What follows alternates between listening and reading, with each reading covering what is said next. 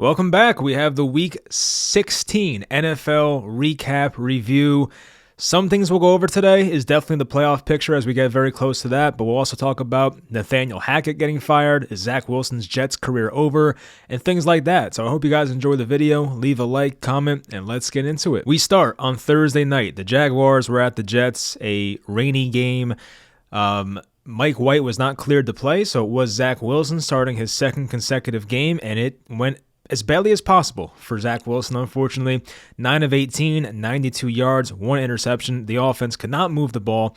They brought in this guy after in the third quarter named Chris Streveler, who actually moved the ball better than Zach Wilson was, and it's not looking good. Zach Wilson's already ruled inactive for next week as Mike White's been cleared for the Jets' Week 17 matchup. Now, the Jets did lose this game, and it was embarrassing. They actually had a field goal like the first 5 minutes and did not score after that, but the Jets can still get in the playoffs if the Patriots lose one of their next 2 games, and they play the Dolphins and the Bills, so you would assume that the Patriots at least lose one of those games, and the Jets, if they win out, they would make the playoffs, and the Jets finish out at Seattle and at Miami. So Miami has looked a bit worse lately. It's definitely possible. Same with Seattle. So the Jets still have some life as Mike White returns to the lineup. And for the Jaguars, I mean, my goodness, they really have pulled this comeback off. I mean, the AFC South looked like it was over a month ago. I believe that the Titans had like a 4-game lead, looked very comfortable, and they still play the Titans in Week 18, which will be a massive game,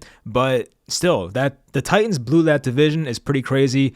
Tannehill did get hurt. He's probably out for the season, so that does suck. Malik Willis is definitely not ready yet, but it seems like the Jaguars have a very good chance of making the playoffs, even after starting out the season. What was it? They were 2-7 maybe? I mean, it was bad. So, or 2-6, let's call it. So Jacksonville had a 2-6 start, a chance to make the playoffs. Definitely awesome for them. But if you're a Jets fan, not so good on the Zach Wilson front right now. Next, we have the Falcons at the Ravens. The Ravens get their 10th win of the year, going to 10-5. The Falcons drop to, I guess, the inverse of that. Is that the right word? Well, 5-10, so that's the opposite. But anyway, the Falcons, they are going nowhere. At one point, it seems like they were going to compete, and as I'm checking my phone, Tua Tagovailoa has a concussion. So that, of course, is going to impact the Miami Dolphins next game. I forget who they play, but we'll go over that in a second. So the Falcons, they only score 9 points. They lose this game. And I remember seeing on multiple occasions that the Falcons had a 4th and short. It was late in the game, like 4th quarter or so. And Arthur Smith, who is so committed to the run, basically ran the same run play to the left on both 4th down plays, and they got blown up for losses. Like, Arthur Smith annoys me because like he just refuses to pass the ball in situations where you should pass the ball. Like, I get you have a rookie quarterback making his second start, Desmond Ridder, who actually looked much better this start than the first one, but like you can't just run into the defense on a 4th and 2, 4th and 3 multiple times and get stopped both times. It's, it's pretty embarrassing, but I do get that the Falcons have a pretty good run game. Once again, Tyler Algier, 18 carries, 74 yards. Only 8 carries for Cordero Patterson, so you don't see too much of him anymore. But for Baltimore, who did get flexed into Sunday Night Football, I believe, against the Steelers next week, Lamar Jackson, it's still a wait and see. They don't know if he's going to be ready yet, but it seems like he is getting closer. So that team at least has 10 wins. It seems like the Ravens are in a pretty good spot right now to make make the playoffs. Actually, they already did. I was wrong about that. So the Ravens already clinched. So they definitely got themselves at least a wild card spot. They do have teams like the Chargers, Dolphins, 2 wins behind them. But yeah, the Ravens will be in the postseason. And of course, getting Lamar Jackson back is the most important part. The Lions at the Panthers, just an all-time sad loss by the Lions, who, of course, Detroit was on a great winning streak. They had won 6 out of 7 games. They were making a late playoff push and could have been like the first team in NFL history to make the playoffs after starting 1-6. But they do fall short in a pretty big way. 37-23 loss at the Carolina Panthers. You're probably asking, how the hell did this happen? Well, look at some of the running back performances here by the Panthers. Deonta Foreman, 21 carries, 165 yards, and a touchdown. Chuba Hubbard, 12 carries, 125 yards, 10.4 carry, but no touchdown. They ran all up and down the Detroit Lions defense, and their defense was much better at stopping the run the past month or so. So it makes no sense as to why this happened, but very disappointing. Now, Jared Goff still had a good stat line, 355 passing yards, 3 touchdowns, did lose a fumble, of course, but still, I mean, he did play pretty well for the most part. It was just they couldn't stop the run, and that was pretty much the downfall of this Lions season, especially the first half when they were getting all those losses. For Carolina, it would have helped them a lot if Tampa lost last night, but they are still technically in the race. I do believe they play Tampa to close out the season. No, they play them this upcoming week, actually, so definitely a huge game at Tampa. Right now, the Panthers are 3-point underdogs, but definitely a big game for the pathetic NFC South that somebody has to win. The Buffalo Bills were at the Chicago Bears, a 35-13 victory for the Buffalo Bills. And I feel like the game was actually closer than what the final score will tell you. I do think the Bills played Justin Fields about as perfectly as you can. Now, Justin Fields is without Claypool. He's without Darnell Mooney, so his top 2 guys are out. It's going to be tough, of course, playing with that type of receiving core. But I feel like a lot of this game, the Bills put Tremaine Edmonds, who, of course, is a very athletic linebacker, they put him as like a quarterback spy for a lot of the game, and it did not allow Justin Fields to break off one of those massive runs. Fields' longest run in this game was only 7 yards. He had 7 carries for 11 yards on the ground. Fields as a passer was 15 of 23, 119 yards, 1 touchdown, no interceptions. So definitely not a huge game from Justin Fields. I guess one concerning part about this game for Bills fans is that Josh Allen made just some terrible passes. I mean, Allen as a passer was not that great, only 172 passing yards, but had 2 interceptions. It was very cold in this game. I will say, I think this game was like somewhere below 10 degrees. A lot of games were actually. This was like the coldest NFL weekend since 1996. That was actually the year that I was born, so very long time ago because I feel old as hell.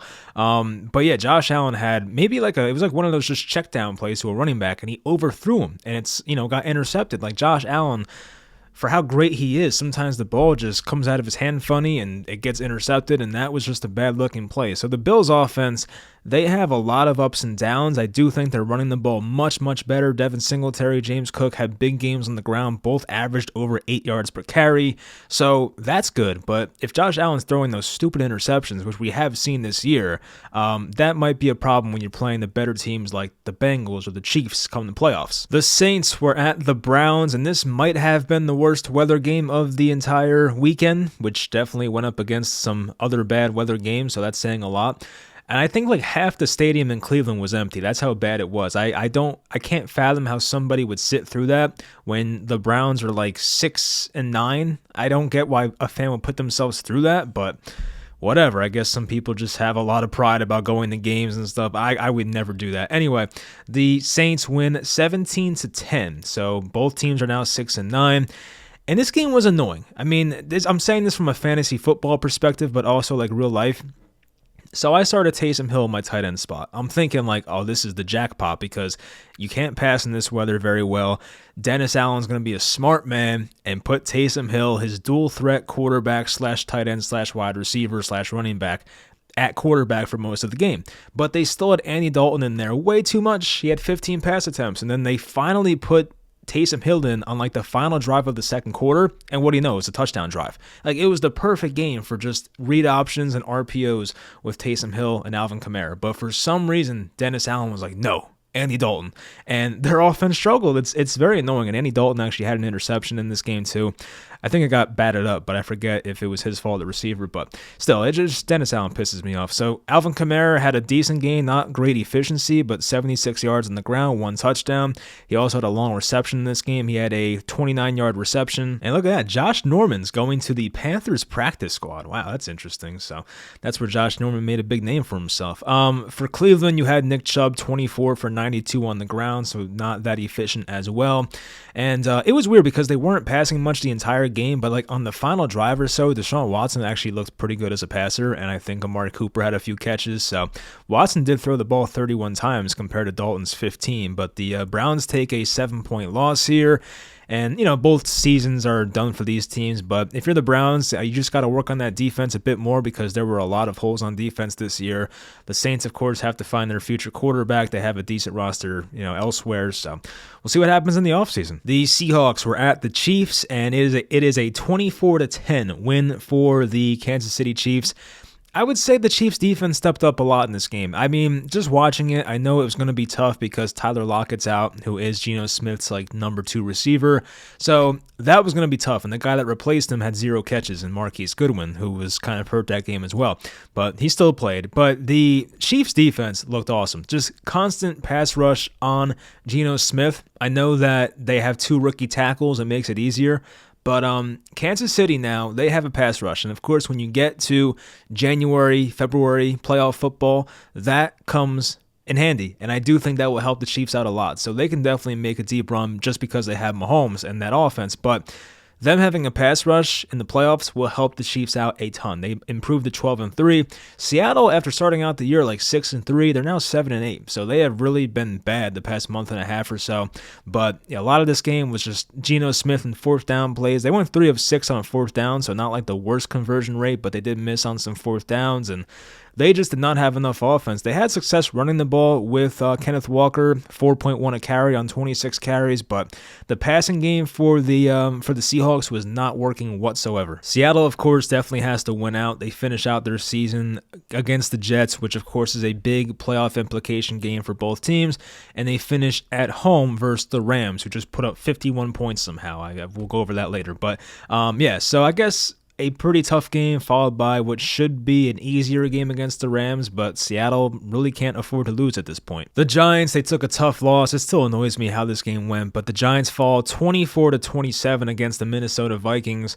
A game that I think the Giants kind of let slip away. They beat themselves in a few ways in this game, just dropping interceptions and just allowing 3rd down and longs on the final drive by the Vikings, and a bad fumble in the red zone, a Daniel Jones interception. I will say Daniel Jones played his best game of the year, so that was very encouraging, but they just beat themselves in a lot of ways, the Giants. It was pretty unfortunate. Greg Joseph made a 61-yard game-winning field goal. That's actually the 3rd time in the last 6 seasons or 5 seasons that the Giants have lost on exactly a 61-yard field goal. It's actually pretty crazy. Graham Gano, the current Giants kicker, did it to them in 2018. Jake Elliott did it to them in 2017. And now Greg Joseph, exactly 61 yards. So if you're a team going against the Giants and you have a game-winning 61-yard field goal set up, you're probably going to make it. So congrats. But it's tough. I mean, look, Kirk Cousins looked pretty good for the most part. TJ Hawkinson had a great game. Justin Jefferson broke the Minnesota Vikings single-season franchise receiving yards record, so that was cool to see.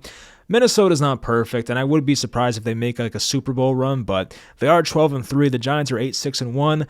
The Giants, they do control their own destiny. They just have to win next week against the Colts, and they're good. But I do leave this game a lot more encouraged by Daniel Jones. He looked great in this game, honestly. He was 30 of 42, 334, 1 touchdown, 1 interception. But I think Jones looked awesome. Even Saquon Barkley ripped off a big run to tie the game or actually go down by 2. And the Giants got a 2-point conversion. So a very exciting game. I would recommend watching the highlights of this one if you missed it. But the Giants do take a tough loss here, and Minnesota goes to 12-3. Bengals at the Patriots, a weird game, really weird game. So it started out as a 22-0 lead for the Bengals, and they were dominating. And then Joe Burrow had an interception, and then the Patriots offense actually started doing stuff, and Jacoby Myers scored this ridiculous 48-yard touchdown where it got batted down, but got hit into Jacoby Myers' hands, and he caught the ball for a 48-yard touchdown. So there was some luck involved, definitely, but there was also a key play in this game where there was a fumble and the Patriots were driving. They were on Cincinnati's 5-yard line on a 1st and 5.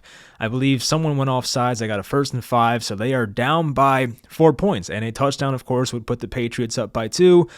Impending field goal would make it 3. And Ramondre Stevenson, who I don't think has a fumbling issue, fumbles. B.J. Hill recovers it, and the Bengals got the ball back. So just like the worst time for Ramondre Stevenson to fumble there. And of course, the Patriots needed every win they can get at this point in the season. They're not done yet, but they definitely needed that win. Mac Jones had like the most Mac Jones stat line of all time. 240 yards, 2 touchdowns, no turnovers, but he was sacked 4 times, and I'm not too impressed by what the Patriots do offensively.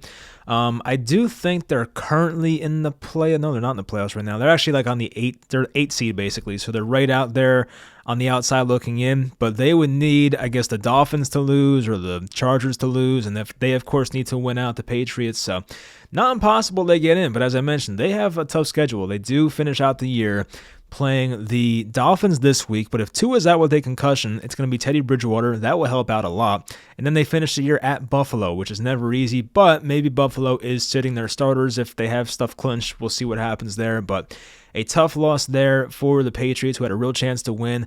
The Bengals are on fire. They have won, I think, 7 games in a row. 1, 2, 3, 4, 5, yeah, 7 games in a row. I mean, they're on fire. They have not lost since October. So Bengals looking very good. A scary team to play in the playoffs, and I guess we'll see who they match up against, but I would not want to play Cincinnati right now. The Texans were at the Titans. As I mentioned before, Ryan Tannehill done for the year with that foot or ankle injury, whatever it was, but so yeah, their season's pretty much over. Malik Willis, who I believe was a 3rd-round pick, he was out of Liberty. Definitely a raw prospect. He is not ready to play starting quarterback in the NFL. And he had a couple pretty costly interceptions in this game, including the last one that sealed the game. But, a good job by the Texans to keep fighting in this game. Brandon Cooks had a late touchdown to take the 5-point lead.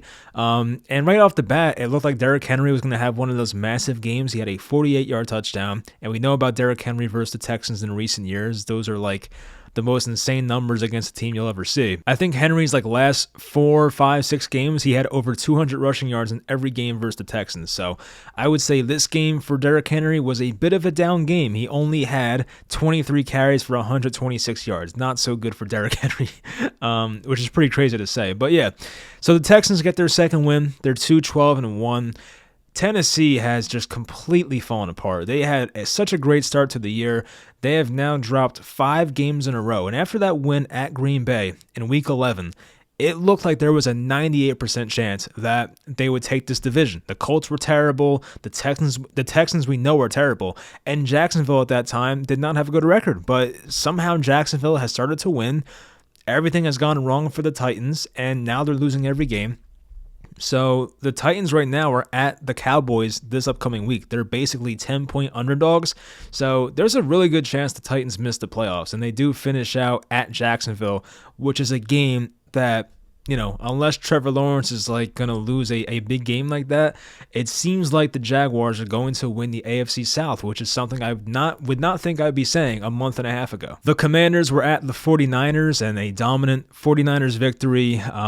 George Kittle did his thing, had multiple touchdowns over 30 yards, just weaving through the defense like Travis Kelce does. I don't know how these big tight ends get through all these secondary guys so easily, but they do. And the Niners defense is so dominant. I know that Washington put up 20 in this game, but they had a goal line stand, the Niners defense. They look so good. And right now, my team, the Giants, they're slated to play the Niners in the first round of the playoffs in San Francisco. I am not looking forward to that. That team is so good. Even with Brock Purdy at quarterback, they're still very dominant, which is scary. So they should have Deebo Samuel back for the playoffs, assuming that his healing is going okay. But for the Commanders, they did bring in Carson Wentz for Taylor Heineke. So we'll see who starts for them going forward.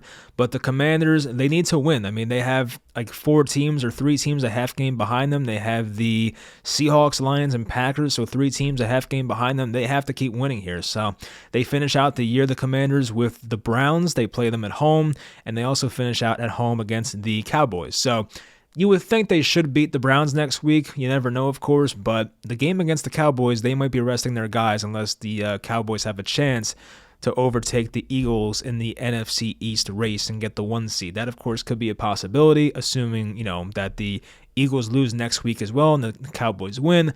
But we'll find out about that in Week 18. But, San Francisco, I don't want to play them. They're so damn good. And if Jimmy Garoppolo comes back, that team has a very solid chance of going back to the Super Bowl. Even with Brock Purdy, there's a chance. The Eagles, they take a 6-point loss at the Dallas Cowboys, 40-34. So a very high-scoring game. Of course, no Jalen Hurts. Gardner Minshew came in and he had some risky throws in there. He did have 2 interceptions, but overall not the worst day when you put up 34 offensive points. Actually, not all offensive because Josh Sweat had a pick 6 on defense, so that was not offensively, but you got the point. Not the worst game in the world for the Eagles offense without Jalen Hurts, but they still put up points. In Dallas's offense, they finally looked pretty damn good for the most part. I did just talk about the pick 6, but aside from that, I thought Dallas's offense looked pretty good. Tony Pollard still dominant. CeeDee Lamb had a very good game. He had 120 yards, 2 touchdowns. So Dallas right now, they are 11-4, and the Eagles are 13-2. So I think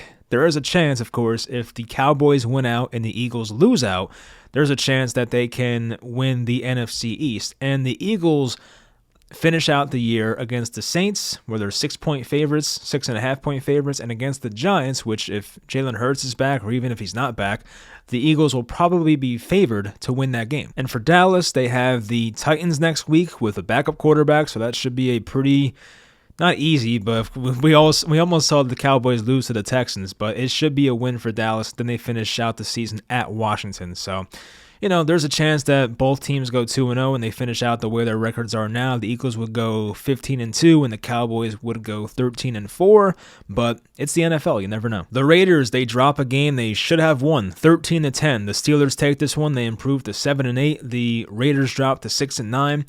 Embarrassing performance for Derek Carr. Not good weather, I'll give him that, but just an awful second half for Derek Carr. 3 interceptions, 174 passing yards. It was rough. Even Josh Jacobs got bottled up by the Steelers' run defense. They were awesome in this game. So, the Steelers didn't do much, but they did find a way. It was a game that was not fun to watch, but I guess the cold weather games and the ones with really bad conditions, they do make the game interesting. And with 50 seconds left, Kenny Pickett found George Pickens for a 14-yard touchdown to take a 3-point lead. For most of the game, it was a 10-3 lead for the Raiders. And then, of course, they had a 40-yard field goal by Boswell in the early fourth quarter, and then Kenny Pickett game-winning drive to seal the deal here for the Pittsburgh Steelers. So it was good to see for Kenny Pickett. The Steelers, I don't know if they're still alive for the playoffs. Probably not. I guess they technically have a chance. They are 7-8. They are battling with the Jets and Patriots record-wise.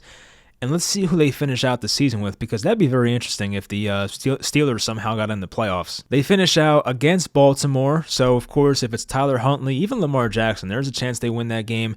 And they finish out against Cleveland, so there's a chance that Pittsburgh could go 2-0 and maybe gets 9-8 and maybe make the playoffs. I guess I've seen crazier stuff happen before, but Pittsburgh is definitely not dead yet, but the Raiders, they're dead. The Packers were at the Dolphins. These are the Christmas Day games now. The Packers, they get a really much-needed win. They go to 7-8. They win this one 26-20. Tua Tagovailoa, they call him Tua turn the ball over now because he was awful in the fourth quarter. He had 3 interceptions in this game. I think all 3 of them may have been in the fourth quarter. It was such a bad quarter for Tua. It seemed like the Dolphins had a pretty good control of this game at one point. They were up 20-10 at one point in the second quarter. So it seemed like, especially with the Packers offense not being as dominant as it used to be, that, the Dolphins would be able to coast their way to a victory, but that's not how it went. They got shut out in the second half. Mason Crosby a couple of short field goals, and that pretty much gave them the win. So great job by the Packers to keep on winning these games. They've won 3 games in a row now against the Bears, the Rams, and now the Dolphins. The Packers finish out the year against the Vikings and the Lions, and right now the Packers are 3-point favorites over the Vikings. I guess the books hate the Vikings. I don't know. They always have them as a very low.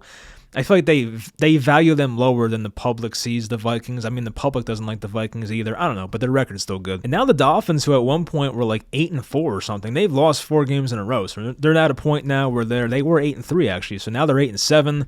They have to start winning games. I think they have to at least win one of these games to end the year. They do have that last playoff spot right now at 8-7. They have the 7th seed in the AFC, so that last wild card spot. They play the Patriots next week. As I mentioned, Tua has a concussion, might not play, and they finish out at home versus the Jets, which of course could be a tough game versus that defense. So not easy for Miami to get into the playoffs. I would think they still do it, but if Tua's out, it's going to be tougher. We do know that. The Broncos lose 14-51. What the hell? How does this make any sense? They lost to the Rams, by the way. And you're probably saying, oh, the Rams, they won the Super Bowl last year. They're good. Well, no, they're not good anymore. They're 5-10. So, that was a rough game. I didn't watch much of this game at all. I saw some Tyler Higbee catches, and that was it. Cam Akers runs, but this game was over very, very early. It was a 17-0 lead out the gate for the Rams. It was a Higbee touchdown, a Cam Akers touchdown. And it just got very ugly. I was actually watching the Celtics-Bucks game, and one of my cousins I asked what the score was, and he was like, oh, it's 44-14. I'm like, what? How does that even happen? And then we find out today that Nathaniel Hackett gets fired. So he did not even complete 1 season in the NFL. And for me, and I'm sure some other people that saw this as well, this goes back to week 1. You can see right away against Seattle, the game where Russell Wilson went back to Seattle as a member of the Broncos, that Nathaniel Hackett was not head coach material. Some of the clock management and decisions we saw in that first game were rough. And I wanted to give him the benefit of the doubt because, hey, it's your first game as a head coach. I get it. Tough environment in Seattle. Very overwhelming. But he has not gotten much better. And I'm not saying the entire problem is Nathaniel Hackett's fault. I mean, the Broncos have had injuries. Russell Wilson's falling off a cliff. Their offensive line stinks. Guys are fighting with each other. So really bad vibes overall for the Broncos right now. But such a disappointing season for a team that, if things broke the right way, could have competed for a Super Bowl. We all have been saying the past few years, if the Broncos get a quarterback, they'll be Super Bowl contenders. And they get Russell Wilson, the future Hall of Fame quarterback, until he got here. And it's they suck, and it just makes no sense. So if you're Denver, you have to get somebody that's offensive-minded and get Russell Wilson back to what he was. Because if you can't get Russell Wilson back there, they are going to be in a very rough spot. They cannot get out of that Russell Wilson contract until 2025. So a lot of problems there. Maybe Sean Payton goes to Denver. I don't know, but they have to find somebody that can unlock Russell Wilson once again, because if he plays like this is going to be one of the worst trades in NFL history. Sunday night, it was the Buccaneers at the Cardinals. Buccaneers get a very, very slight win against a Trace McSorley-led Cardinals team, which tells you all you need to know about how not good the Buccaneers are this year. It was so tough to watch their offense play football. It went to overtime. Tom Brady was down 16-6 in the fourth quarter. I mean, their offense was doing nothing. And there were so many checkdowns, it felt like that Leonard Fournette had 50 catches in this game. He had, how many catches did he actually have in this game? He had 9 receptions. I mean, 9 receptions for their running back, 90 yards. He had that one long catch for 44 yards in the fourth quarter. But yeah, it was just so tough to watch. Mike Evans, another stinker of a game, 3 catches, 29 yards for him. So I think he might fail to reach 1,000 yards this year, which would be the first time in his really good NFL career. Trace McSorley, not the best game passing, of course, 24 of 45, 217 yards, no touchdowns, 1 interception. DeAndre Hopkins, he only had 1 catch. You don't see that very often. 1 catch for 10 yards, or 1 catch for 4 yards on 10 targets. Oh my God, I've never seen something like that. 10 targets and he gets 1 catch. That is rough. Wow. So, a 10% catch percentage there on targets for DeAndre Hopkins. That just shows you how inaccurate that quarterback McSorley is. So that was not fun to see. But yeah, the Cardinals are in a rough spot. But for the Buccaneers, they got by at the end there. They had a touchdown drive to Rachaad White with 8 minutes to go, making it 16-13. They got a Ryan Suckup field goal. The defense, they really got it together in overtime in the late fourth quarter. So they got it done, but Tampa is getting by in the worst way. Some of these wins they've had, the comeback wins down by multiple, by double-digit points in the fourth quarter, it does not seem sustainable. They have done it against bad teams. They played the Saints. They had that one against the Rams. I mean, I just feel like the Buccaneers are very fraudulent. They're not a good team whatsoever. Of course, it's Tom Brady. It's tough to give up on them, but I just do not see a way they win a game in the playoffs. I think right now they are slated to play the Cowboys in round 1. Of course, they will be the home team because division winners get the first home game. So right now, if things stand the way they do, which I think it will at this point, the Cowboys will be at the Buccaneers. I don't see how the Cowboys take over the Eagles in the NFC East, and I don't see how the other wildcard teams chase the Cowboys, because the Giants, I don't think, can mathematically catch the Cowboys anymore. So very good chance it's Dak and the Cowboys at Brady and the Buccaneers in the wild card round, and I would definitely take the Dallas Cowboys in that matchup. Tonight's game will be the Chargers at the Colts. I'm actually interested to see how this game looks because my Giants play the Colts next week, and I want to see how Nick Foles looks. It's his first start this year, as the Colts made their 4th or 5th quarterback change the entire year, so really a shit show over there. But yeah, so we'll see what happens in that game. I would expect that the Chargers win. Right now, the Chargers are a wild card team. They're in the 6th seed at 8-6. They have been playing much better football lately, but I could see the Colts winning too. It's not impossible, but the Nick Foles magic, it may have ran out a while ago, but you never know. So we'll see what happens there. But playoff picture-wise, we'll run through it one more time. In the AFC, here are your division leaders so far. You have the Bills, you have the Chiefs, you have the Bengals, and you have the Jaguars. In the 5th seed, you have the Ravens for the wild card. You have the Chargers for the wild card and the Dolphins for the wild card.